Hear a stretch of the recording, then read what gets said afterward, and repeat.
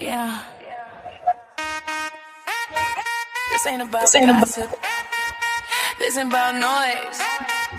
This is about ownership, clarity, strategy, power.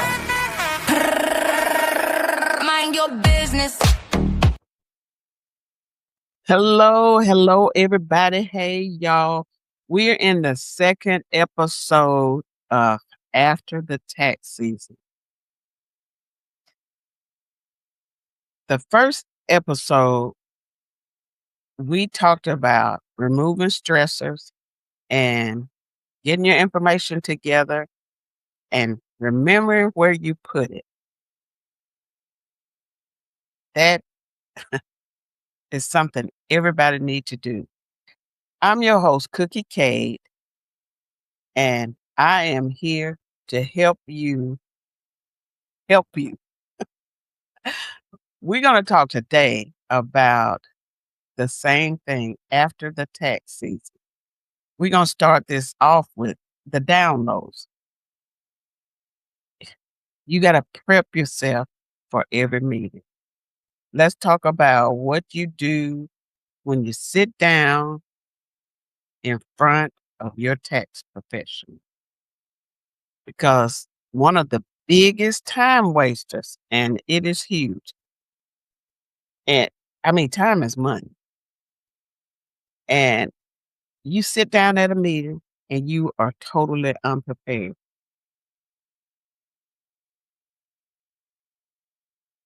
Download all the necessary forms.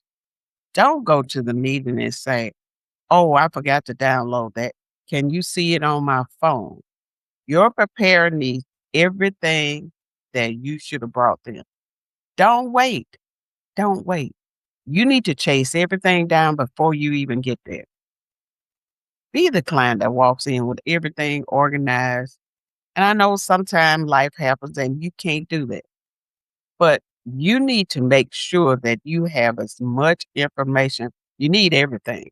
I have one client, and when I tell you, the minute I finished doing her taxes, she started getting everything together. She has a folder, and when she come in, it's in one of those big clamps because she don't want to have to look for anything. Even some of my out-of-state clients have everything together. You get better service and you spend less time in that meeting if you have everything together. I have one client that started filing separate from their spouse. There's a tax prep form.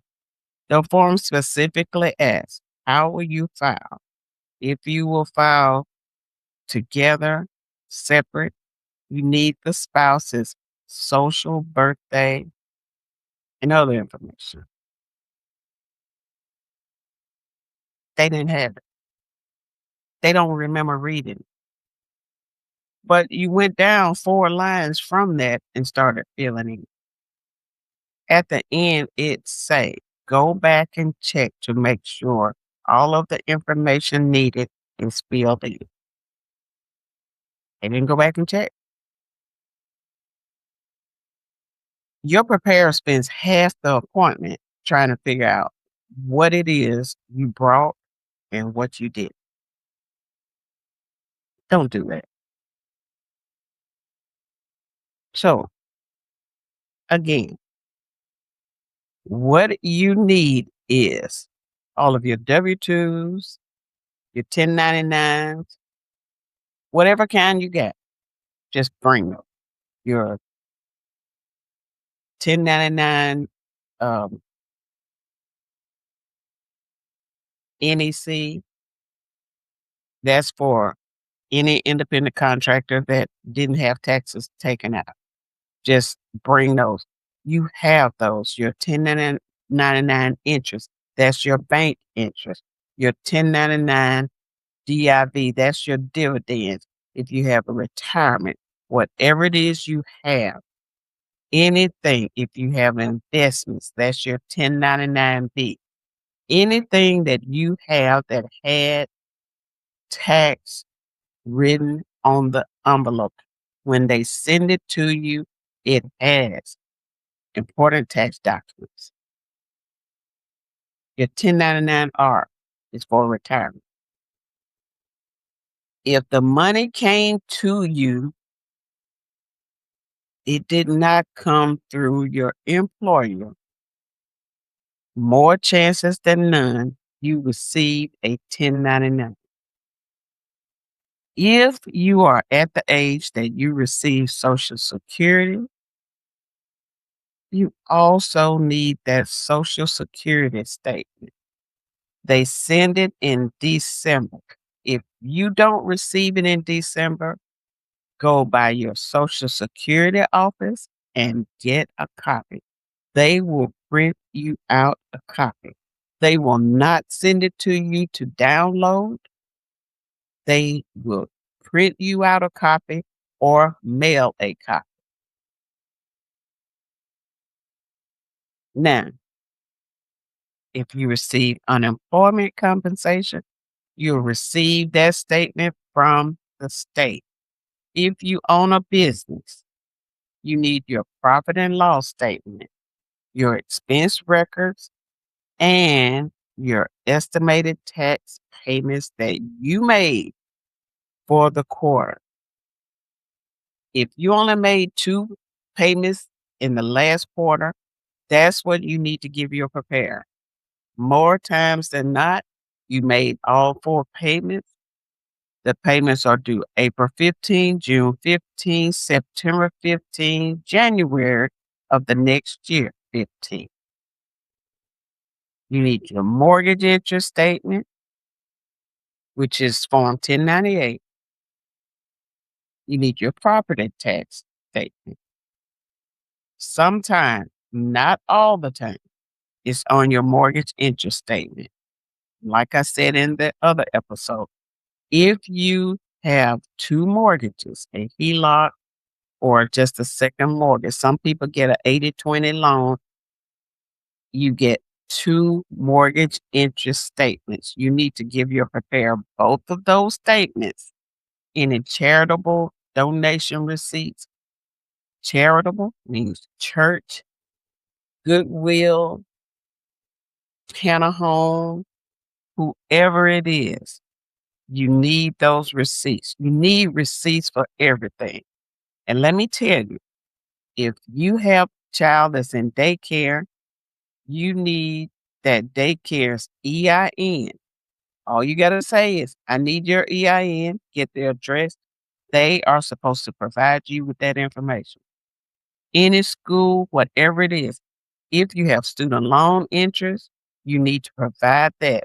If you went to college, that form is a 1098T. They send that form, they send it in the mail. Now, one thing that people forget every year, if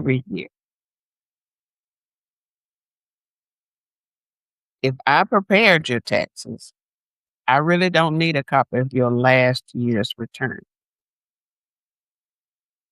But if you go to a new preparer, more times than not, you need a copy of your last year's return. If you don't have that return, you can request a copy from irs.gov and it's completely free. But my point is, you need to walk in prepared.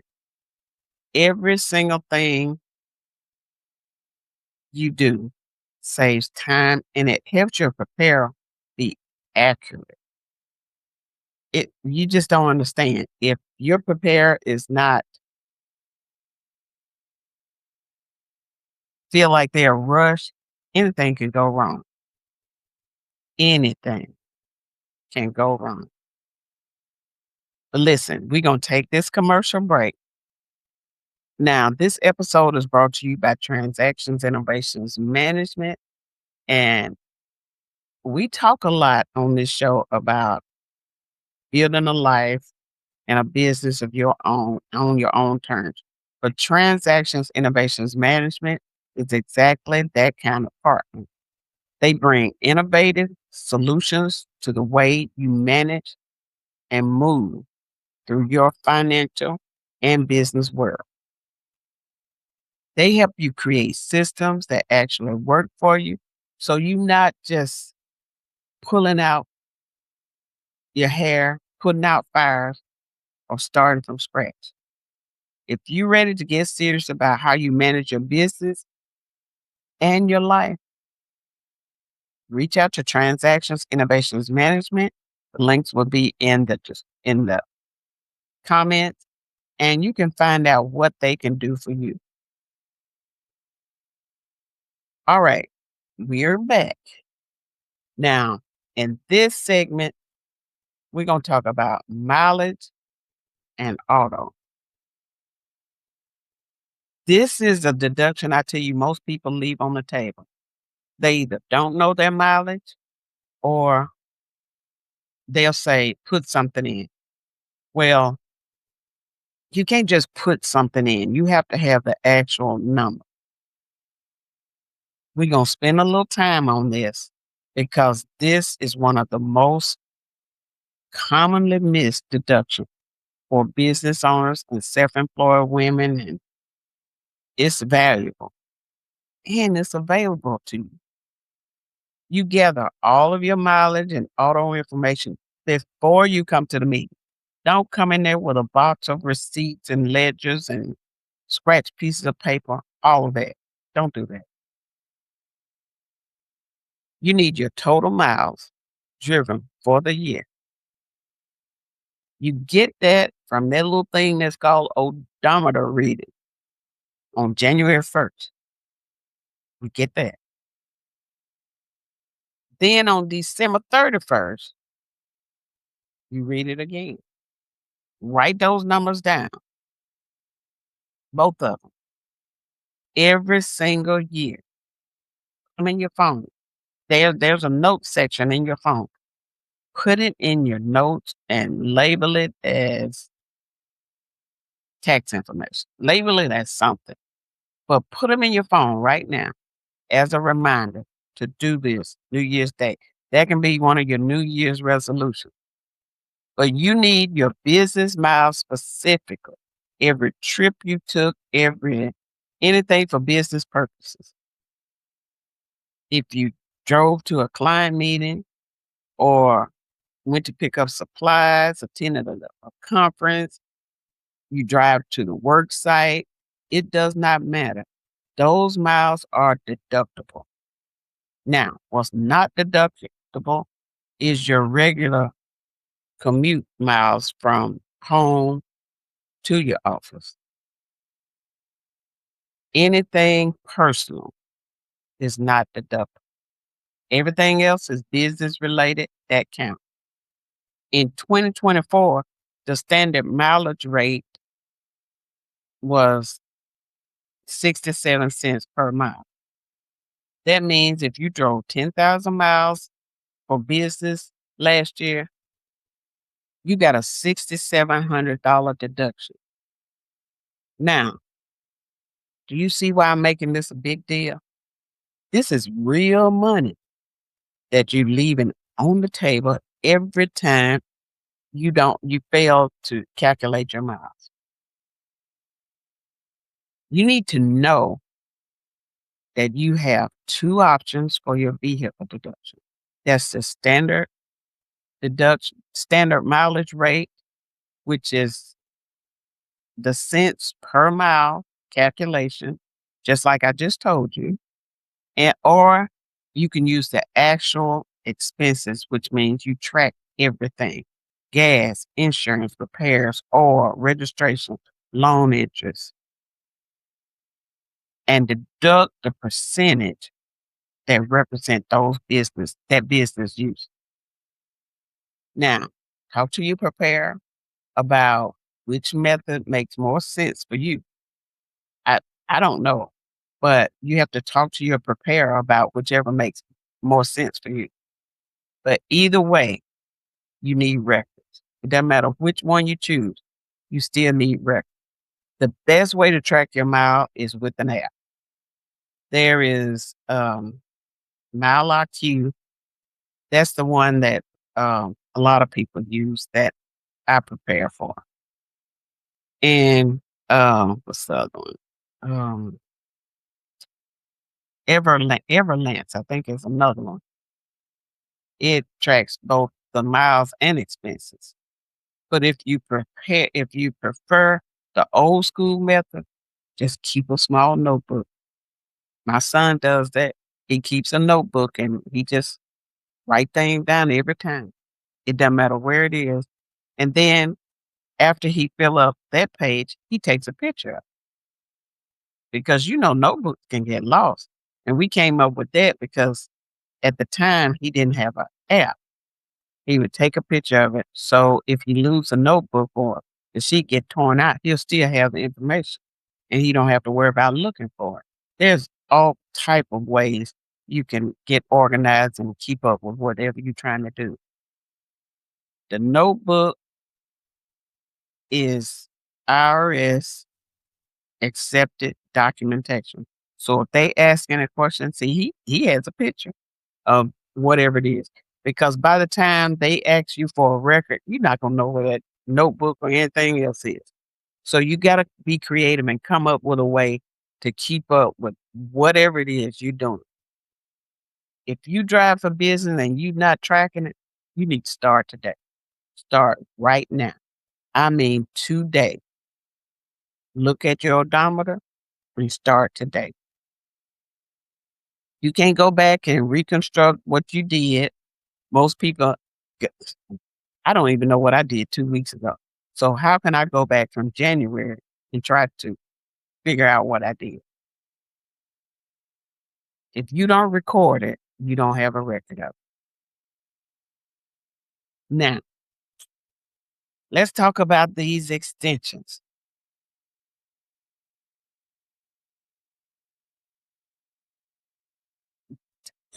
I'm not going to go there. Let's talk about extensions because there's a lot of confusion around extensions and they could really cost you money every year.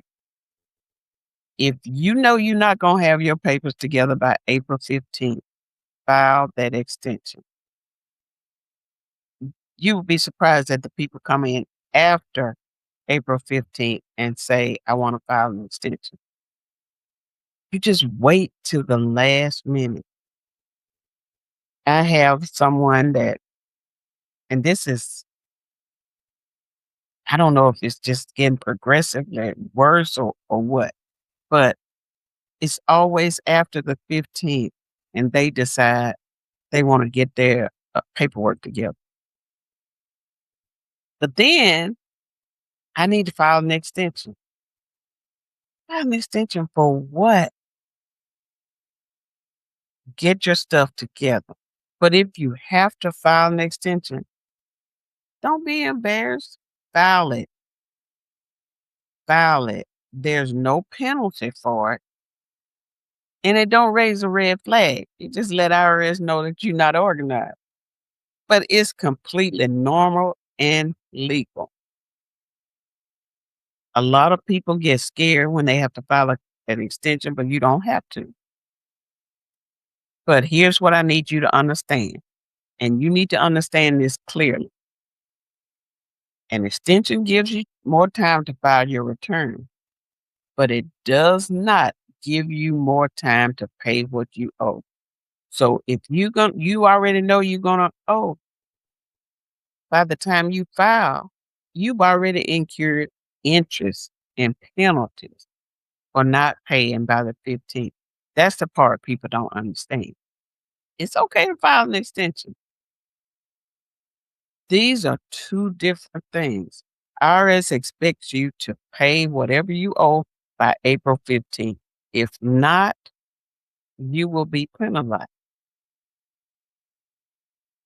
IRS treat that as two separate things, but they want your coins. And if you give it to them, they not gonna say a word.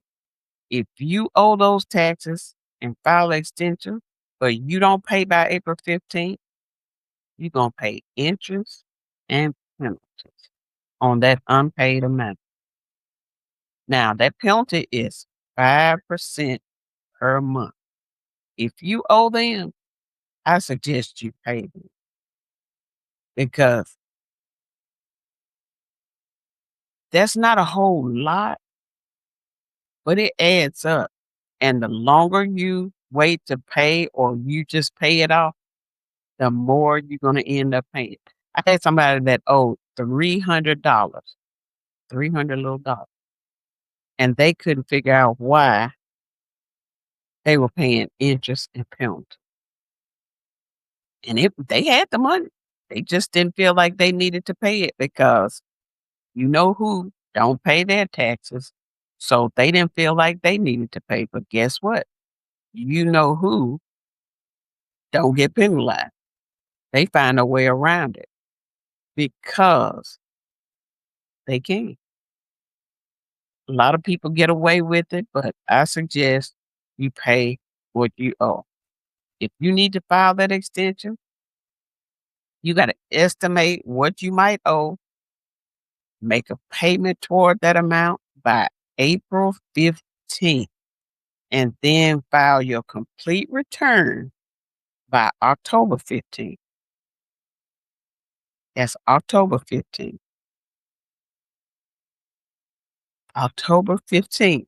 If you file an extension, your complete return has to be done. Now, one more thing about extension. If you file for a federal extension, that don't automatically extend your state return. And you got to hear this.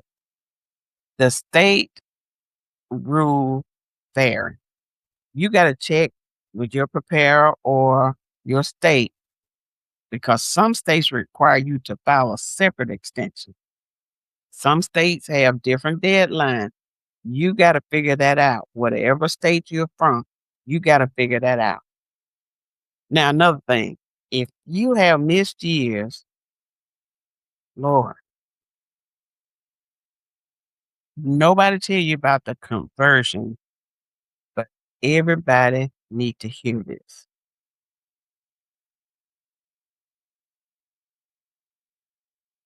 And I said conversion, I meant conversation.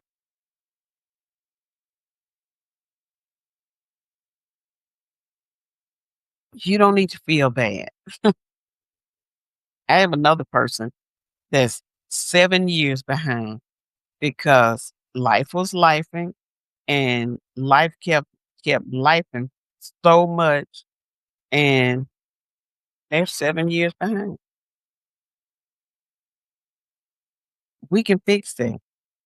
Just because you didn't file in 20 or 21 don't mean you gotta be scared to file now. And I know that might sound obvious, but I've talked to so many people, and I did not realize once they miss 1 year, they feel overwhelmed and embarrassed and don't feel like they need to file. So they just skip it until they get the dreaded IRS letter. Now, here's the truth. Yes, you have to file all those missed years, every single one of them. And there ain't no getting around it. You need to get ready for penalties because the failure to file is 5% of your unpaid taxes per month, per month. And then they have a maximum of 25%. Failure to pay is an additional 5% per month. Now, did you hear that? On top of interest on the unpaid taxes, and the penalties. So the longer you wait, the more it costs. You hear? The longer you wait, the more it costs. I don't want to pay IRS, but some people owe so much because they try to dodge it. And it is not like dodging the military. You're going to pay them. They will place a lien and levies on everything you own. You're going to pay them one way or the other. It costs to continue not to file. So it's better to go on and file. And that high cost is going to catch up with you if you don't. The IRS have programs to help you in every situation. They do. They have installment agreements. I have several clients that fill out, file for an installment agreement.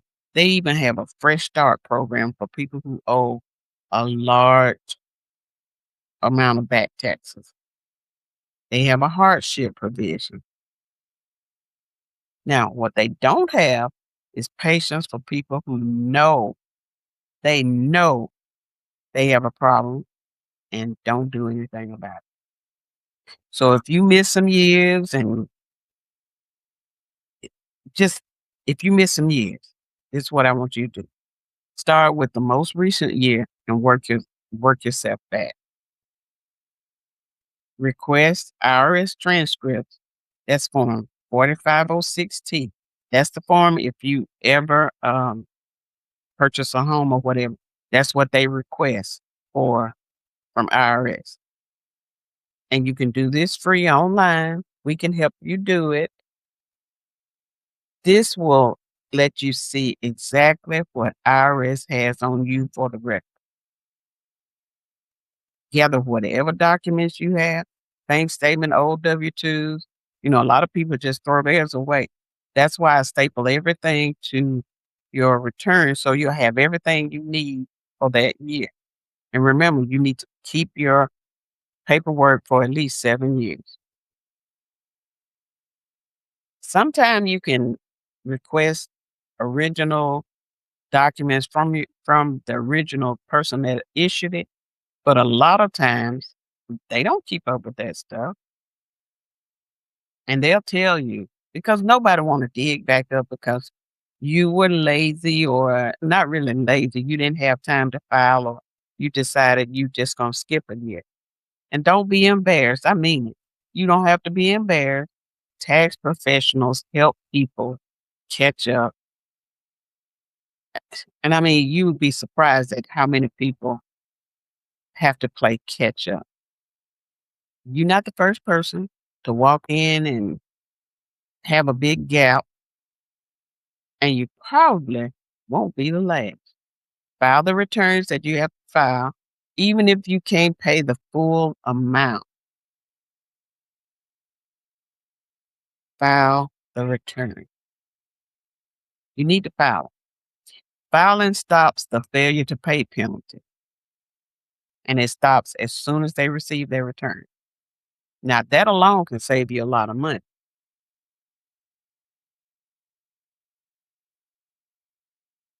What your return actually says is, before we end, your return belongs to you.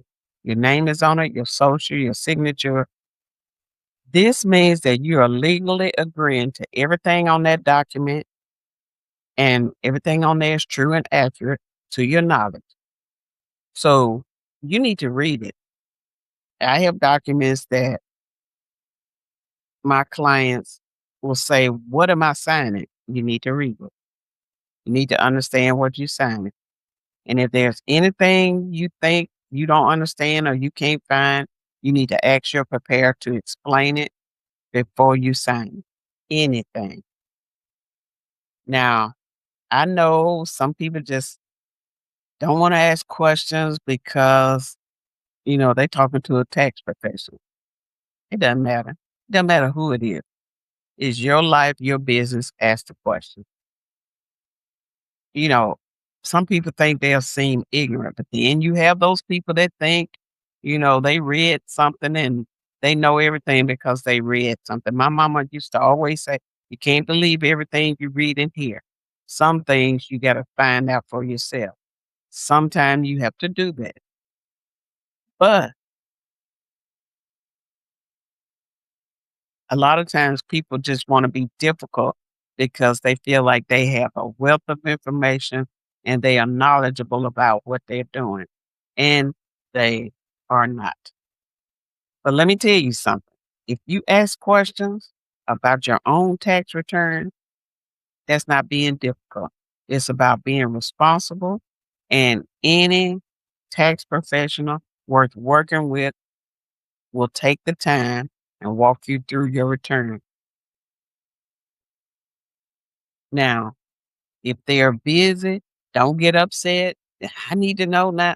Sometimes they have appointments back to back and you can come back later.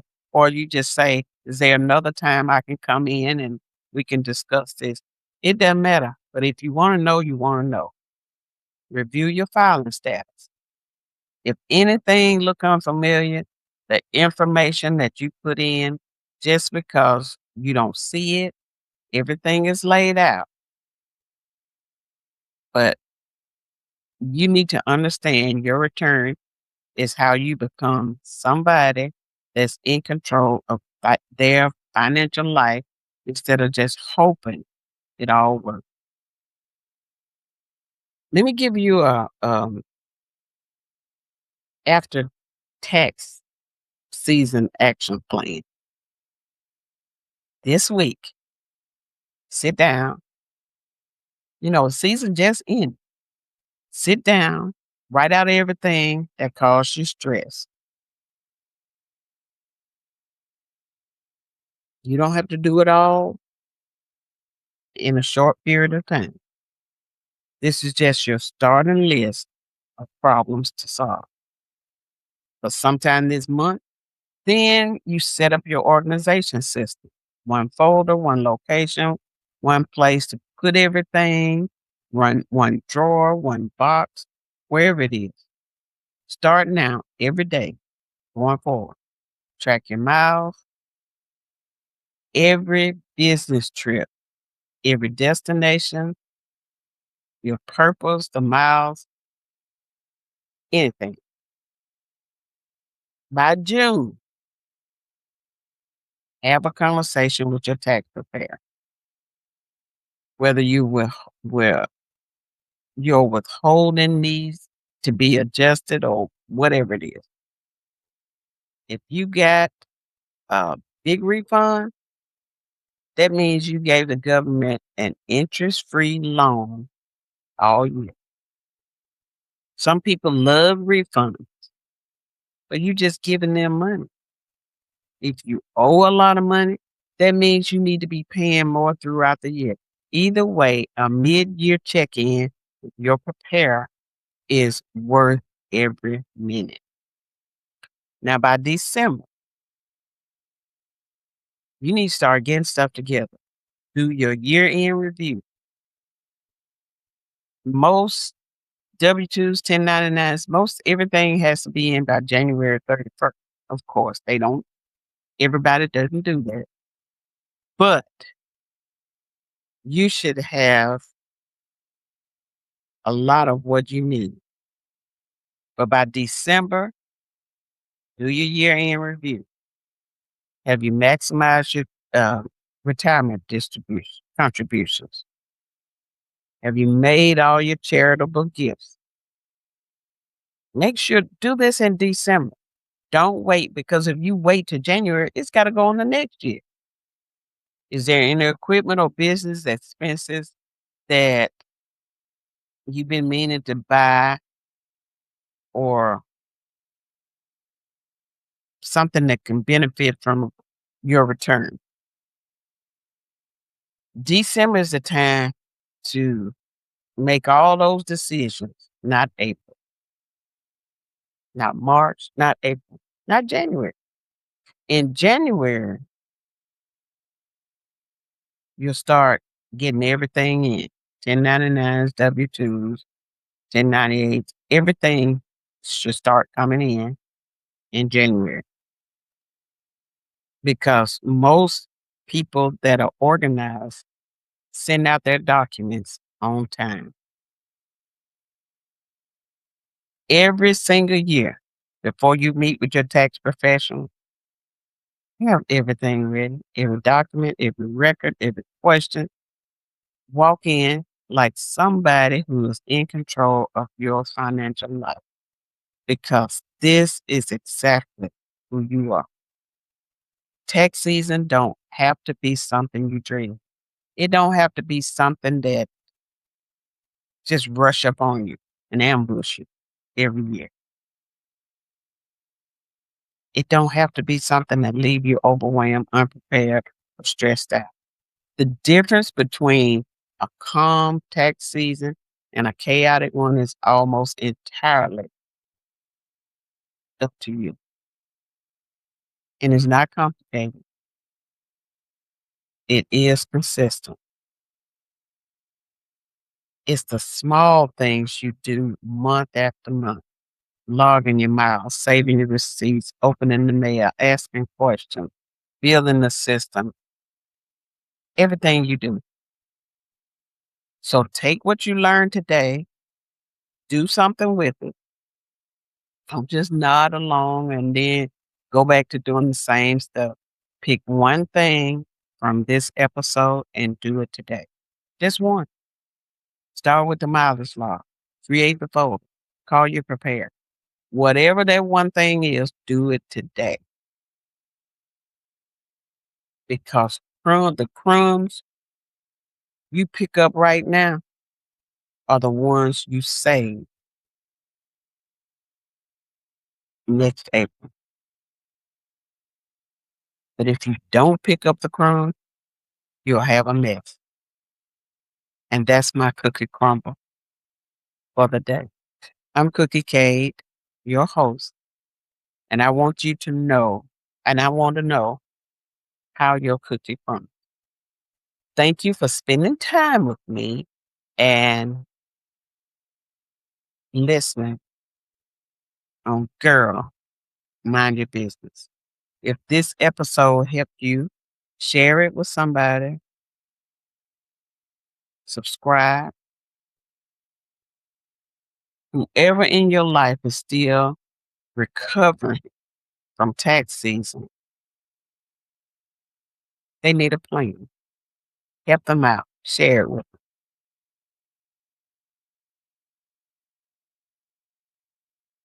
If this episode brought you any enlightenment, subscribe. And this episode was brought to you by Transaction Innovations Management, and we can thank them for making this possible. And that is all. Go be great. Level up, no limits. Stop grinding in it. Start building a vision. CEO mindset. Boss moves relentless.